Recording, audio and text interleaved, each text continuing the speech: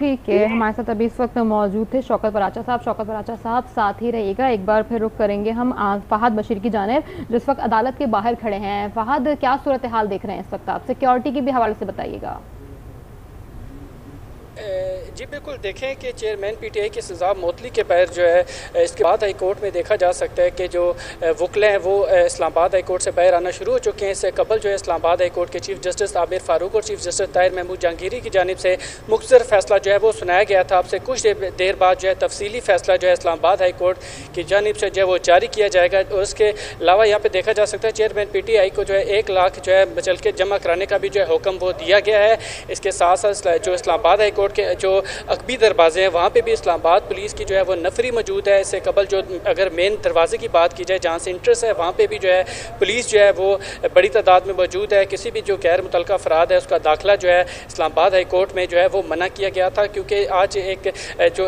जो तोशाखाना केस था उस हवाले से जो है चेयरमैन पीटीआई का जो है सज़ा मौतली के हवाले से जो है वो फैसला सामने आया है, जिसके बाद देखा जा सकता है कि अभी जो अगला लय अमल है कुछ देर बाद इस्लामाबाद हाई कोर्ट का जो तफसीली फैसला है वो थोड़ी देर में जो है वो जारी किया जाएगा और बताया जाएगा। जी ठीक है, फहद साथ ही रहेगा। और तारिक चौधरी, आपसे जानना चाहेंगे, जैसे शौकत बराचा ने कहा कि ये अबूरी रिलीफ है, सिर्फ रिलीफ के तौर पर अगर देखा जाए तो सिर्फ उसको मद्देनज़र रखते हुए ये एक पीटीआई चेयरमैन पीटीआई के लिए एक रिलीफ के तौर पर सामने आ सकता है। लेकिन अगर इलेक्शन कमीशन की बात की जाए, उन्होंने 2 शिकों के तहत यानी 2 शिकों को मद्देनज़र रखते हुए ये फैसला जारी किया था। 62B की बात करें या 62H की बात करें, उन दोनों को मद्देनज़र रखते हुए ताहाल ना अहली तो नहीं कह सकते, लेकिन 5 साल की अहली को जो एक सेगमेंट दिया हुआ है उसको बरकरार रखने का ये फैसला जारी जो हुआ था उसको कंटिन्यू रखा जाएगा। साइकोलॉजिकल रिलीफ है जो कि बहुत आर्जी साबित होगी। इसकी वजाहत जो है जब अभी हम वकला से बात करेंगे वो भी करेंगे कि पाकिस्तान का जो हमारा सिस्टम है उसके मुताबिक ही आम तौर पर होता है कि अगर ट्रायल कोर्ट से कोई सजा दी गई हो जिसकी मुद्दत 3 साल या उससे कम हो, तो जब वो मुल्ज़म होता है वो अगर आला अदालतों से रजू करे यानी हायर फॉर्म से रजू करे तो वो जो अदालतें हैं उसको उस सज़ा को उस 3 साल सज़ा को मुअत्तल कर देती हैं। लेकिन इसका मतलब ये नहीं होता कि केस ख़त्म हो जाता है, केस जारी रहता है और केस जब तक उसका फाइनलिटी ना हो जाए, फाइनलिटी डिटर्मिन ना हो जाए, उस वक्त तक वो सज़ा मुअत्तल हो जाती है, लेकिन कन्विक्शन बाकी रहती है। हाँ, अगर मुल्ज़म जो है वो हाई कोर्ट से या सुप्रीम कोर्ट से बरी हो जाए तो फिर वो उसकी सज़ा खत्म हो जाती है। इसमें सजा मुअत्तल की गई है, बरी नहीं किया गया, क्योंकि बरी का मामला जो था वो ज़ेरे बहस नहीं था। अब 2 चीजें देखनी है, एक तो देखना है कि क्या इस वक्त जो तहरीरी तौर पर हमारे सामने आ रही चीज की उनकी अदालत में जमानत भी ले ली है, तो क्या जमानत जो है वो सिर्फ इसी केस में ली है या कोई उनके ऊपर जो बाकी केसेज हैं उनके बारे में भी कोई जजमेंट आती है। अगर कोई ऐसी जजमेंट आई फिर सूरत और होगी। लेकिन मेरा ज़ाती ख्याल ये है कि साइफर वगैरह और दीगर केसेज में जहाँ उनका रिमांड लिया जा चुका है और ऑलरेडी उसे अटक जेल में दौरा करके तफ्तीश भी की गई है, और ये भी याद रखिएगा कि इस हवाले से जो को अक्यूज हैं शाह महमूद कुरैशी साहब वो ऑलरेडी रिमांड पर हैं और उनका 2 रोज का मजीद रिमांड दिया जा चुका है। तो कम से कम ये एक ऐसा तारिक चौधरी, आप जजमेंट की बात करें, किस किस्म की जजमेंट आ सकती है? मतलब उमूमन ऐसे फैसलों में किस तरह की जजमेंट आती है?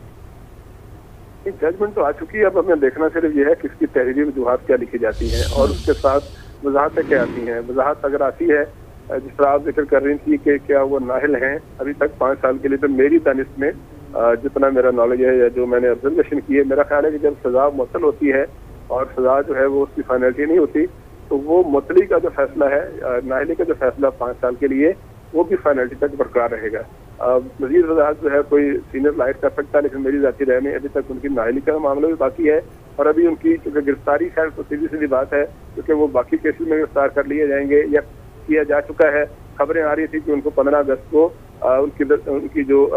गिरफ्तारी डाली गई थी साइफर केस में, तो उसकी तफसील थोड़ी देर में सामने आ जाएगी। तो मेरा ख्याल है कि एक तो ये है कि रिलीफ जो है आर्जी है और एक साइकोलॉजिकल रिलीफ है, वो सजा याफ्ता भी रहेंगे और नाहिल भी रहेंगे उस वक्त तक जब तक वो इस केस से बरी नहीं हो जाते। और बरील का जो मरहला है वो भी नहीं आया, अभी ट्रायल कोर्ट में बाकायदा जो है उसका ट्रायल होना है, अभी उस पर मेरिट्स और डी मेरिट्स में बहसें होनी है और दोनों साइड के वकला जो है वो अपने अपनी बात करेंगे और ये एक लंबा मामला है, एक लंबा केस चलेगा क्योंकि अभी उनको सजा हुई थी ट्रायल कोर्ट से और इमरान खान साहब के जो वकला थे उन्होंने जाके हाई कोर्ट से रजू किया कि जो ट्रायल कोर्ट ने सजा दी है उसमें प्रोसेस पूरा नहीं हुआ, उसमें उनको इंसाफ पूरी तरह नहीं मिला और उनके वकला को शामिल करने की इजाज़त नहीं मिली और ये भी कहा कि जो इंसाफ के तकाजे हैं वो पूरे नहीं हुए। यानी इस वक्त तक मेरिट्स पर जो है उनके वकला ने बहस नहीं की। जब वो मेरिट्स पर आएंगे और फिर जवाबी तौर पर इलेक्शन कमीशन के जो वकला होंगे या फिर जिस तरह कल जो